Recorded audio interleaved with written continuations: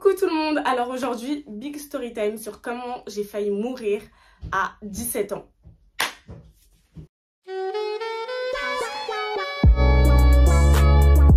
Donc on se retrouve en février 2019, j'avais donc 17 ans. Et en fait moi il faut savoir que je suis née avec la maladie de la drépanocytose. Donc je vais vous lire ce que c'est et je vais vous mettre un petit paragraphe à côté. Donc c'est une maladie génétique très répandue qui se manifeste notamment par l'anémie, des crises de douleur et un risque accru d'infection. Si les traitements actuels ont permis d'augmenter grandement l'espérance de vie des patients affectés, il reste encore très limité. Donc l'espérance de vie de quelqu'un qui a la drépanocytose, ça se limite parfois à même 25-30 ans, au mieux peut-être 40-45 ans genre. Donc en fait, pour faire plus simple, cette maladie c'est un problème d'hémoglobine. Donc toute personne normale a des hémoglobines A, mais il y a des hémoglobines mal formées qui sont S en forme un peu de lune, croissant comme ça. Et du coup si tu as ça, bah, tu es un peu dans le parce que ça veut dire que ça va former des bouchons, ça va pas bien circuler dans ton sang parce que ça va former des croissants, surtout quand tu es SS, et moi pour ma part j'étais SS. Donc ça veut dire que toutes mes globules rouges, elles étaient en forme de lune croissant et du coup elles se bloquaient entre elles. Et à chaque fois qu'elles se bloquent entre elles, ça provoque d'énormes crises de douleur. Moi ça s'est manifesté très tard chez moi, ces crises douloureuses. Ma première, elle était en 5e, après j'en ai plus eu.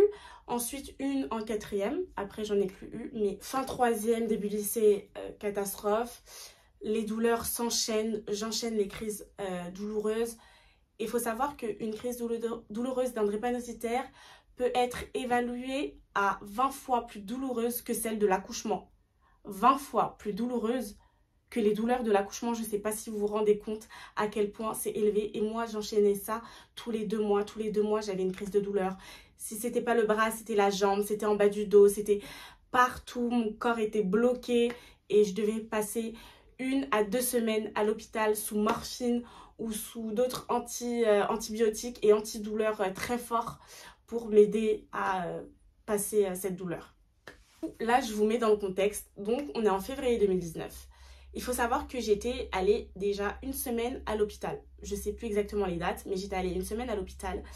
Et parce que j'avais fait une crise de douleur, du coup, ils m'avaient mis sous morphine, etc. J'étais restée 1 semaine.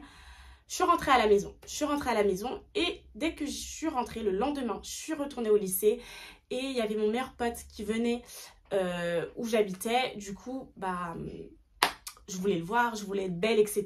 Et il faut savoir que mes parents n'étaient pas du tout d'accord pour que je retourne au lycée aussi vite.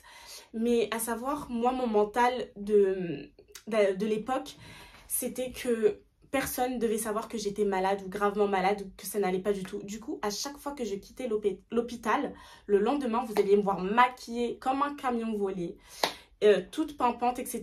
De bonne humeur, toujours à faire rigoler tout le monde. Ça, c'était moi, c'était mon personnage, j'étais comme ça. Je pouvais... faire transmettre aucun signe de faiblesse à mon entourage, à part à ma famille qui me voyait dans des états de douleur. Mais sinon, mes amis ou mes connaissances n'étaient pas forcément au courant de la gravité de ma situation de santé, quoi. Du coup, ce jour-là, toute pimpante, tout va bien, etc. J'ai vu mon pote, je suis contente. Je rentre à la maison. Et en fait, quand je rentre à la maison, le soir, je me sens pas bien. Je me sens pas bien et je commence à transpirer. Faut savoir que moi, dès que je commençais à transpirer à l'époque, c'est qu'une douleur allait commencer à arriver. Du coup, je priais, je voulais pas.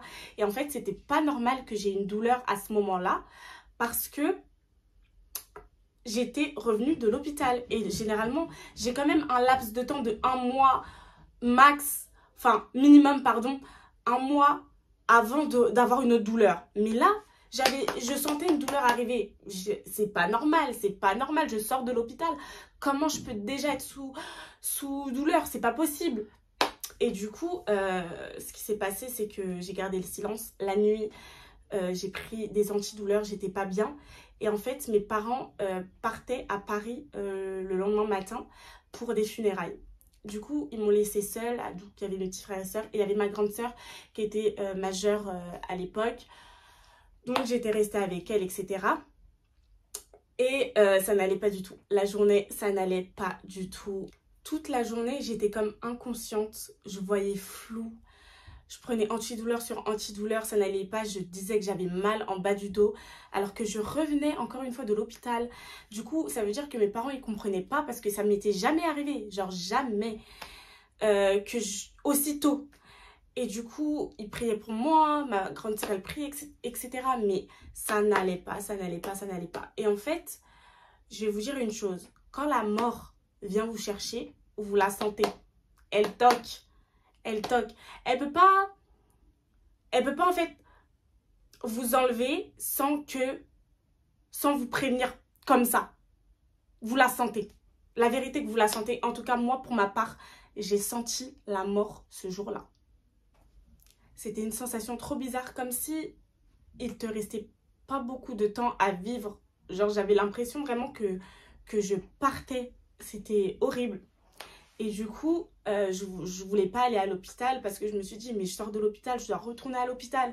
L'hôpital, pour moi, c'était un peu comme la prison. Hein, je détestais ça. Et du coup, qu'est-ce qui s'est passé? C'est que le soir, quand ma soeur, elle a vu que j'étais dans un trop mauvais état, que ça faisait 24 heures que ça ne s'arrangeait pas, elle a décidé d'appeler des ambulanciers qui sont venus me chercher. Et là, petit fun fact, ils m'ont dit, bah, encore vous, mademoiselle? Parce que du coup, on s'était vu la semaine passée quand ils étaient venus me chercher pour m'emmener à l'hôpital. Et là, rebelote.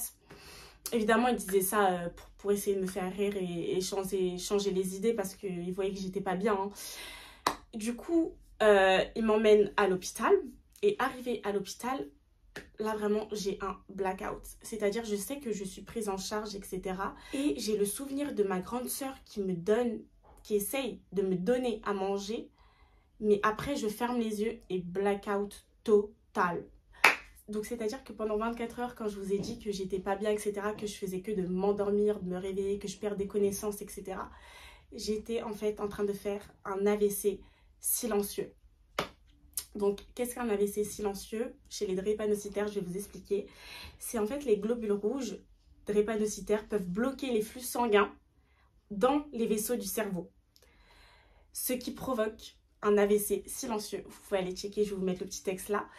Donc en fait, personne n'était au courant que j'étais en train de faire un AVC parce qu'on pensait que c'était une crise de douleur voilà, dans les organes, etc., dans mon corps, mais pas que ça se passait là-haut en fait. C'est pour ça que quand je vous ai dit que je sentais la mort, je sentais qu'il y avait quelque chose qui n'allait pas.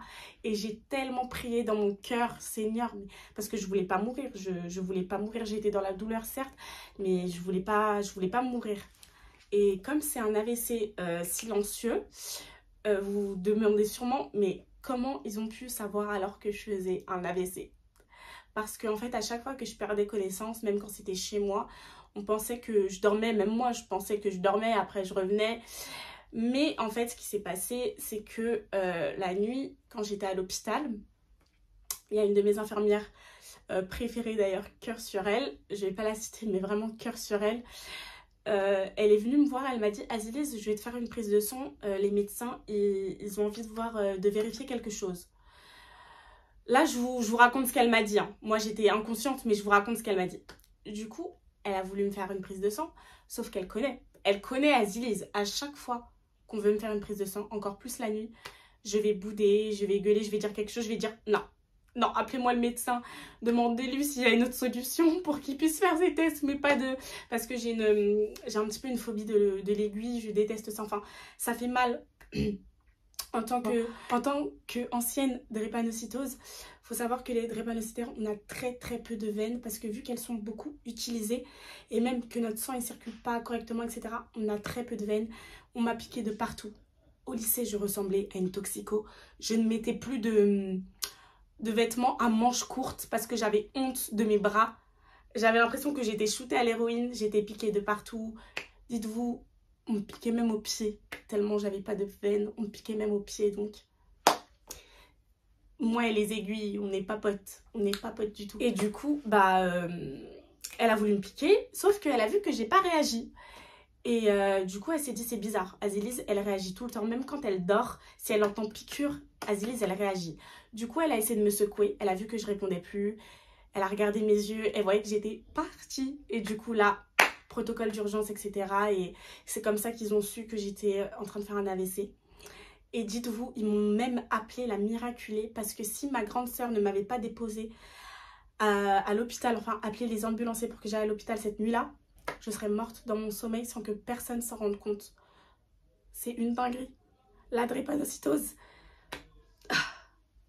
Et là, je me réveille, mais genre 3 jours plus tard, dans une salle de réanimation avec ma mère qui est dans la pièce, dans la chambre. Et là, je me réveille, j'ai du mal à parler en fait. Mais je lui dis, maman, qu'est-ce que tu fais là? T'étais pas censée être à Paris. Pour moi, elle était à Paris. Pour moi, on était le même jour que... Ouais, je m'étais juste endormie, genre. Et elle me dit, mais Azilès, tu sais pas? T'étais dans le coma. T'as fait une hémorragie cérébrale. T'as fait un AVC. Oh, dinguerie. Dinguerie. Donc en fait, pendant les 24 heures où je vous ai dit que j'étais pas bien, que je sentais la mort sur moi, que je priais, que j'étais en train de pleurer, etc. En fait, j'étais en train de faire une hémorragie cérébrale.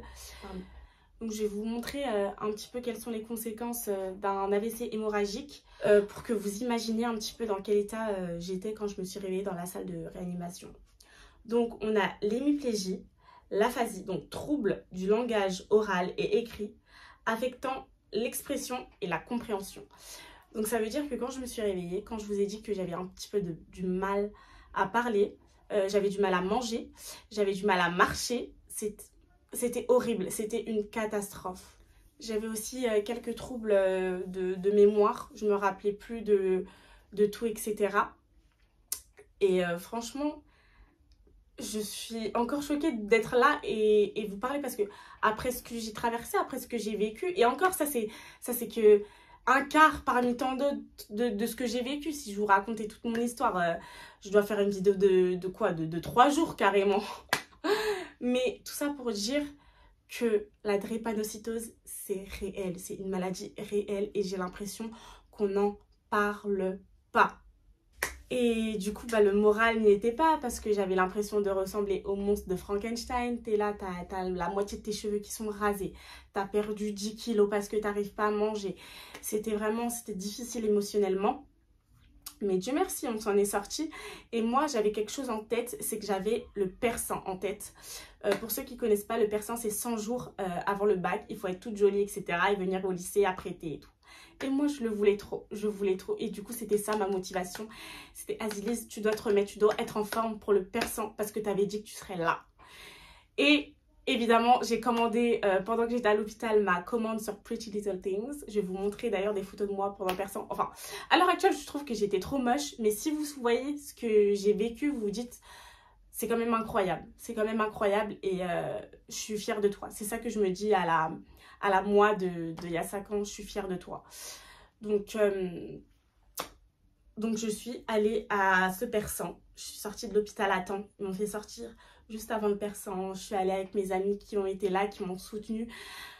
Big up à eux, ils étaient venus me voir quand j'étais à l'hôpital. Hein, donc voilà, je suis très très contente d'avoir des amis en or comme ça qui m'ont suivie. Le plus dur dans tout ça, je vais pas vous mentir, ça a été ma rééducation. Parce que du coup, j'avais des kinés et je voulais absolument sortir. On m'a envoyé des psychologues parce que je voulais pas parler. Du coup, j'étais renfermée sur moi-même. En fait, j'avais l'impression que personne me comprenait ce que j'ai vécu, etc. Je voulais juste être une enfant normale, aller au lycée normalement, voir mes amis normalement. Et non, t'as ces événements de la vie qui font que c'est toi. C'est toi, c'est toi.